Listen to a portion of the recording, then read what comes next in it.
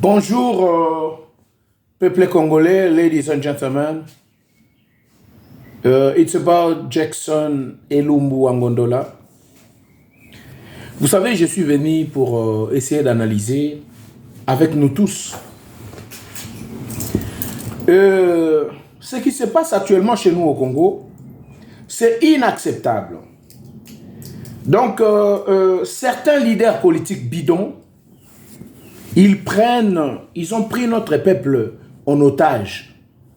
Mais ils sont en train de se tromper parce que aujourd'hui, le peuple congolais n'est plus libre comme avant. Le peuple congolais n'est plus ignorant comme ça a été autrefois dans le passé. Vous savez, aujourd'hui, ce sont les leaders politiques qui sortent de leur silence pour dire que non. J'ai vu M. Kabound ou Kabound, il commençait à donner des avertissements au président de la République. Même ici en France, là où la démocratie est bien assise, on n'a jamais vu ça. On n'a jamais vu ça. De dire au président de la République que non, et c'est la dernière fois, des injonctions, des trucs comme ça.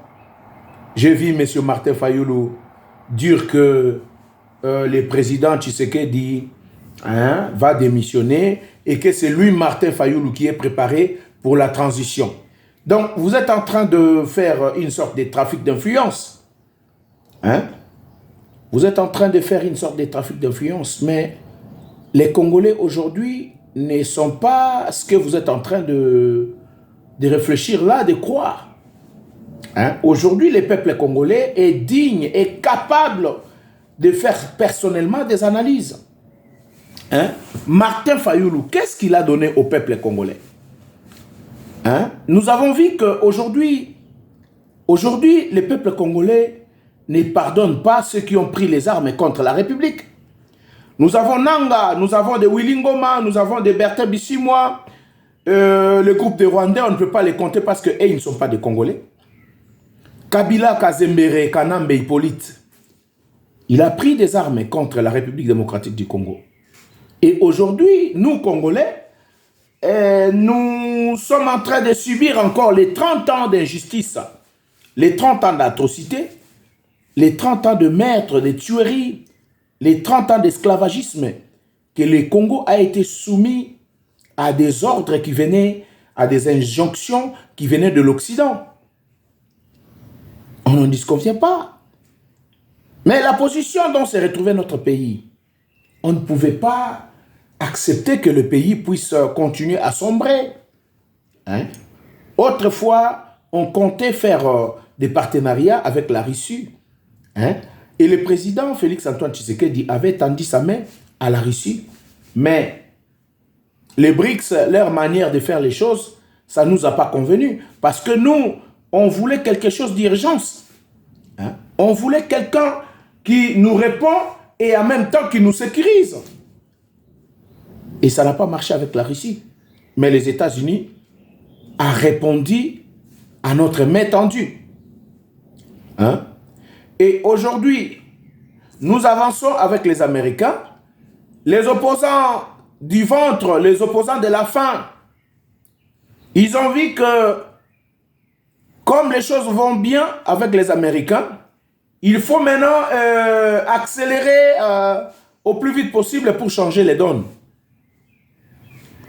Et vous avez tenté de tuer Tshisekedi plusieurs fois. Et dernièrement, même les 10 passés là, les services secrets américains, les services secrets américains, ils ont signalé qu'il y avait des tentatives de coup d'État à Kinshasa. Martin Fayoulou, si par exemple les démarches étaient celui de ce que vous avez fait avant, vous-même avec votre parti, avec vos gens, on comprend. Mais les Kabila qui sont devenus impardonnables devant les Congolais, les Nanga qui ont tué les Congolais. Mais toi, tu vas t'associer avec eux, tu fais l'alliance avec Nanga, avec Kabila, avec Katumbi, qui a aussi la main sale. Tu fais l'alliance avec eux pour tuer Tshisekedi, pour le destituer, le détrôner. Mais c'est misérable. C'est vraiment misérable. Hein? En même temps, vous voulez la démocratie et en même temps, vous voulez la guerre. Parce que quand tu t'associes avec ceux qui ont des armes en main, ceux qui ont des groupes armés, tu t'associes avec eux. Donc ça veut dire que, indirectement, toi aussi, tu as pris les armes. Tu as indirectement pris les armes contre la République. Voilà pourquoi il y aura un moment où le peuple va te rejeter aussi. Le peuple va te mettre de l'autre côté du mur. Hein. Il va te mettre à côté. Hein. Hein? Mais vous prenez cette décision-là, ce n'est pas le bon moment. Parce que là, Félix Antoine Tshisekedi, il prend déjà de l'ampleur. Le peuple n'a pas rejeté Tshisekedi. Hein. C'est ce que vous ignorez. Nous, moi, la sentinelle congolaise de la diaspora, nous faisons partie de la population congolaise. Nous faisons partie de la population congolaise. Les Congolais n'ont pas rejeté Tshisekedi. Goma, Kivu, partout là-bas, ils ont besoin de lui parce qu'ils ont compris que sa politique a grandement fonctionné. Et c'est la seule personne qui incarne l'espoir du peuple, qui est une réponse aux exaspérations des Congolais, hein? Qui est une réponse aux espérances des Congolais. Hein? Les Congolais, ils espèrent mieux. Mais ils ont vu qu'il y a quelqu'un qui commence à répondre.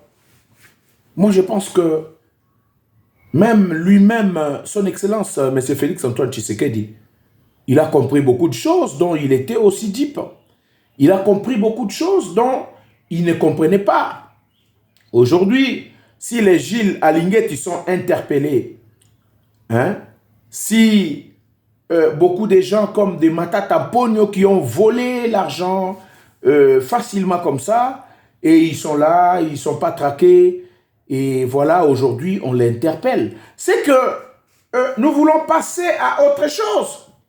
C'est que le pays a bel et bien besoin d'installer des institutions fortes. Hein? Nous voulons avoir une justice congolaise agissante, une justice forte et ferme. Voilà. Et là que vous voyez que le président Félix Antoine Tshisekedi monte en puissance, et vous aussi vous déployez des moyens pour contrecarrer. Hein?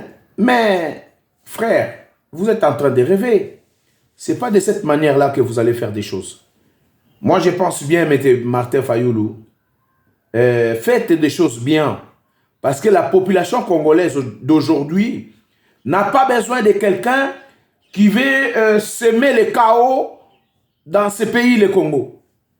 On n'a pas besoin de quelqu'un qui veut semer le chaos. Martin Fayoulou, si tu étais fort, toi, Kabila, t'as coupé la tête avec une flashball. Hein? Ta tête a été devenue presque, tu étais devenu presque ce qu'on appelait chez nous double tête. Hein? On t'a presque cassé la crâne avec des flashballs.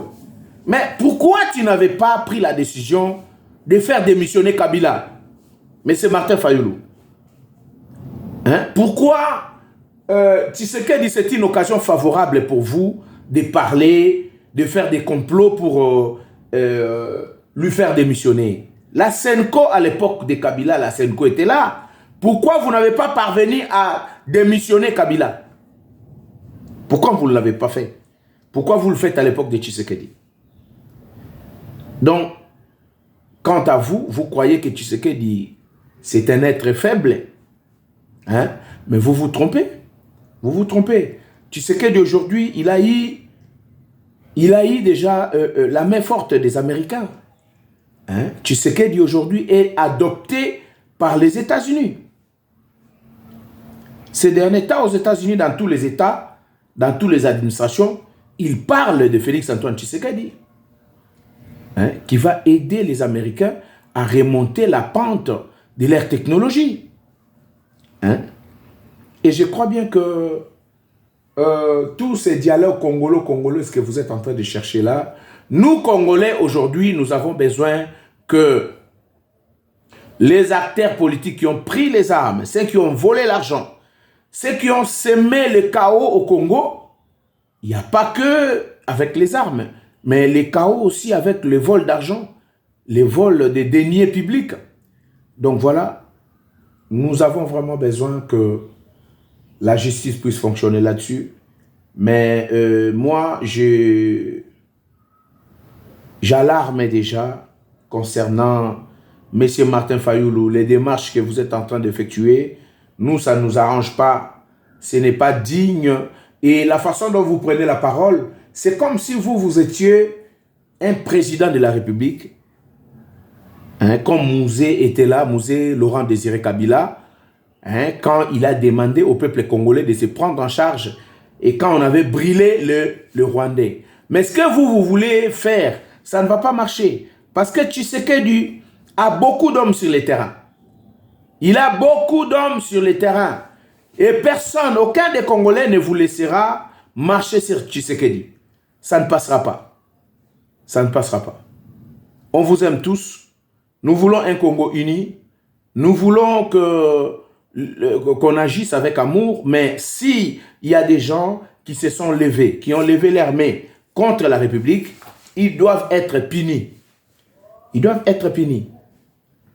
Donc, on ne va pas régler les problèmes à l'interne tout en laissant les récalcitrants. On les laisse libres sans être traqués. Les voleurs, les pilleurs, les gangs, hein, les terroristes. On les laisse tranquilles. Mais non, ça ne va pas se faire comme ça. Ça ne va pas se faire comme ça. Donc, peuple congolais, moi, je vous invite à partager au maximum cette vidéo. Et j'ai besoin aussi d'entendre les analyses des autres. Moi, j'ai suivi des analyses de certaines personnes. Hein, donc, j'ai suivi certaines personnes, j'ai suivi leurs analyses. Mais je vais aussi suivre les analyses des autres. Hein, parce que, peuple congolais, nous avons besoin de ces Congos. Nous voulons un Congo grand, un Congo d'avenir, un Congo du développement, un Congo de la paix, un Congo où la justice doit être appliquée sur tous ces étendues. Nous voulons un Congo uni. Mais on doit s'unir de quelle manière? Hein? Ces fameux politiciens du ventre, les politiciens de la poche, hein? Ils veulent toujours qu'ils soient à la hauteur de toutes choses. Hein? Tous les bénéfices du pays, c'est pour les politiciens. Mais non, ça ne va pas continuer comme ça. Le peuple aussi doit se retrouver. Hein? Nous ne voulons pas tout le temps des mensonges, des libérateurs, des transitions. Ce genre de langage, ça ne passera plus avec nous. Ça ne passera plus jamais. Et nous n'allons plus jamais les permettre. Voilà. Aujourd'hui, nous sommes toujours les 12 mai 2025. Toujours à Paris, la sentinelle congolaise de la diaspora. Donc voilà, nous sommes là pour essayer de recadrer certaines choses. Peuple congolais, réveille-toi, réveille-toi, réveille-toi dans l'analyse, réveille-toi dans la façon de faire les choses. Et quand nous voulons faire des choses, il faut que nous puissions agir avec beaucoup de sagesse, avec beaucoup de réflexion. Nous ne pouvons plus agir comme avant. On fait des choses et on vient réfléchir après. Non, c'est pas comme ça. Quand quelqu'un parle, quand quelqu'un sort pour parler, il faut prendre le temps d'analyser son speech et de revenir pour recadrer ou encore donner de la lumière dans ce que nos frères disent. En tout cas, merci beaucoup de m'avoir suivi. Partagez, likez, aimez, abonnez-vous, hein, parce que nous voulons que tous les messages que nous sommes en train d'envoyer puissent arriver à tout Congolais digne de ce nom. Vive les Congos et que Dieu bénisse les Congos. C'est la sentinelle congolaise de la diaspora. Merci beaucoup.